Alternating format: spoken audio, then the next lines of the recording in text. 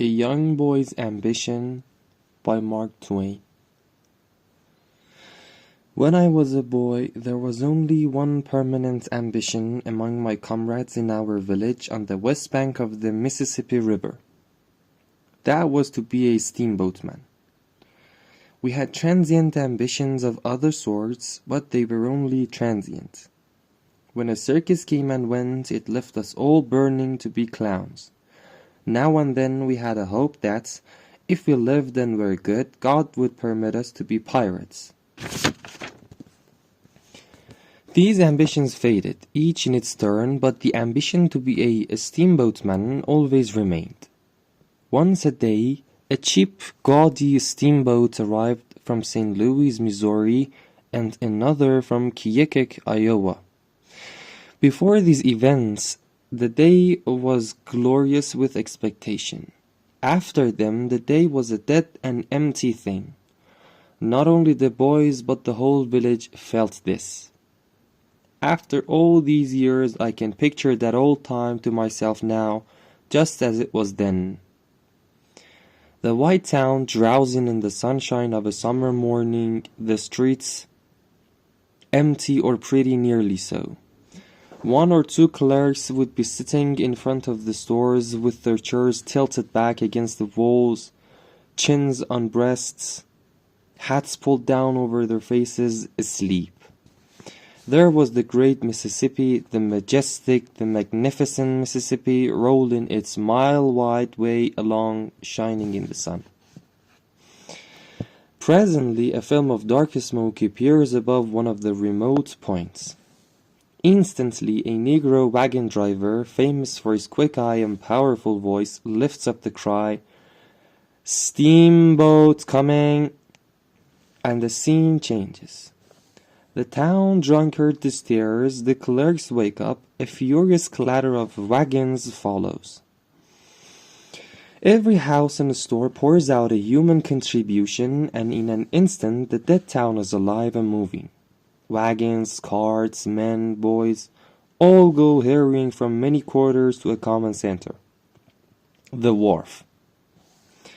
As assembled there, the people fasten their eyes on the coming boat as they would on a wonder they are seeing for the first time. The boat is rather a handsome sight, too. She is long, sharp, trim, and pretty. She has two tall chimneys with a gilded device of some kind swung between them and a fancy pilot-house. The paddle boxes are gorgeous with a picture above the boat's name. The upper decks are black with passengers. The captain stands by the big bell, the envy of all. Great volumes of the blackest smoke are rolling and tumbling out of the chimneys, a grandeur created by adding a bit of pine wood to the fire just before arriving at a town. An envied deckhand stands picturesquely at the front with a coil of rope in his hand.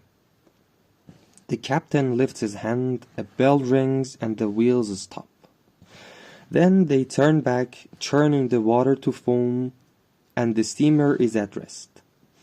Then there is a scramble to get aboard, and to get ashore, and to take on freight, and to discharge it, all at the same time. And what a yelling and cursing the mates facilitate it all with.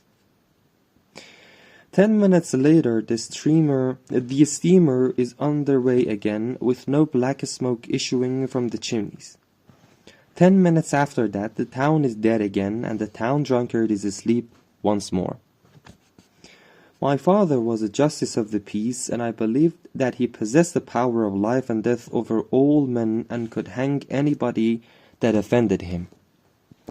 Usually this was distinction enough for me, but the desire to be a steamboatman kept intruding nevertheless.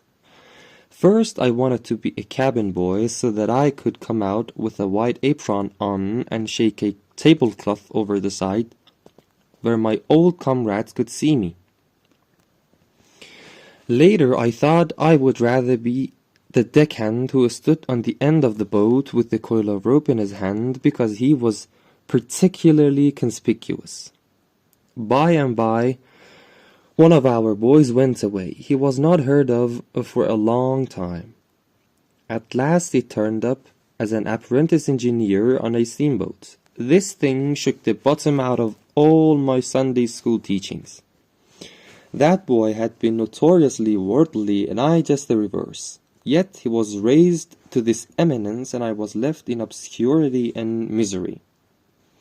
There was nothing generous about this fellow in his greatness. He would always manage to have a rusty bowl to scrub while his boat was docked at our town, and he would sit by the rail and scrub it, where we could all see him and loathe him. Whenever his boat was laid up, he would come home and strut around the town in his blackest and greasiest clothes, so that nobody could help remembering that he was a steamboatman.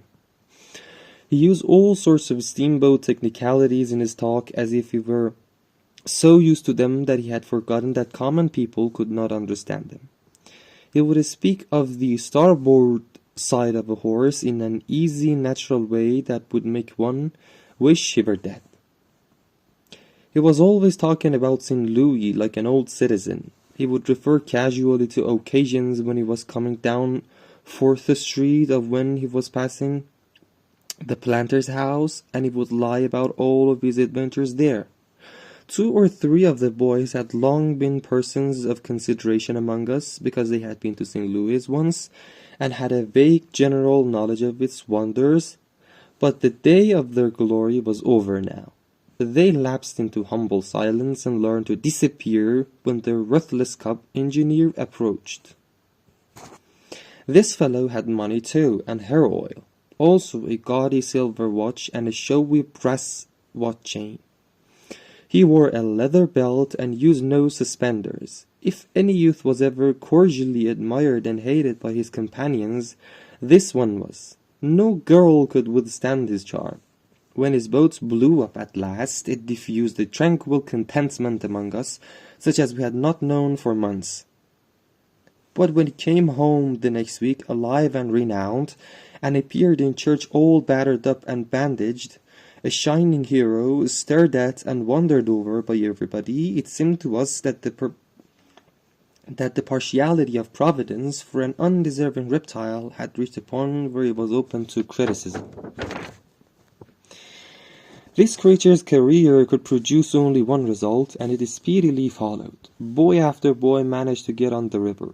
The minister's son became an engineer. The doctor's and postmaster's sons became clerks. The wholesale liquor dealer's son became a barkeeper on a boat. 4 sons of the chief merchant and 2 sons of the county judge became pilots. Being a pilot was the grandest position of all.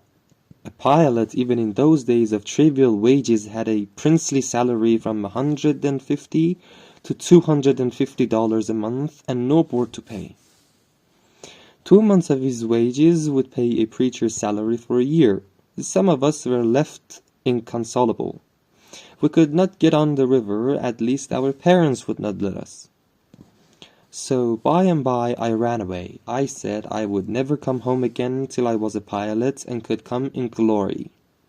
But somehow I could not manage it. Meekly I went aboard a few of the boats that lay packed together like sardines at the long St. Louis wharf, and humbly inquired for the pilots, but got only a cold shoulder and short words from mates and clerks.